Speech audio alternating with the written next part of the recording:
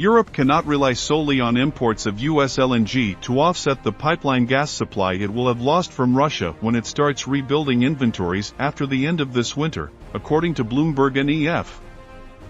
So far this year, American LNG has been crucial in meeting demand in Europe, which is scrambling for gas supply and willing to pay up for spot deliveries, outbidding most of Asia. The United States is shipping record volumes of LNG to Europe to help EU allies, and nearly 70% of all American LNG exports were headed to Europe in September, according to Refinitiv Eikon data cited by Reuters. However, the significant drop in Russian gas supply this year occurred only in June, meaning that Europe could still stock up on some Russian gas earlier this year. Ahead of the 2023/2024 winter, however, the gap in gas supply in Europe will be much wider without Russian gas.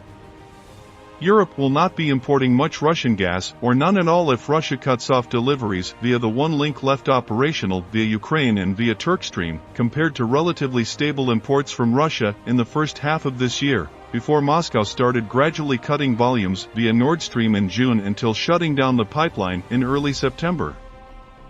The year-on-year increase is not sufficient to offset a total cut in Russian pipe supply, with under half of these volumes met by LNG increases, BNEF analyst Arun Tura said. The good news is that Russia looks close to having played its last card in terms of gas leverage over Europe.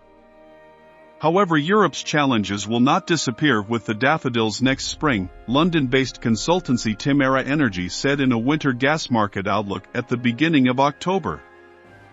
Without most of the Russian gas supply, Europe will likely need to offset around 40 BCM of additional lost Russian flows next year.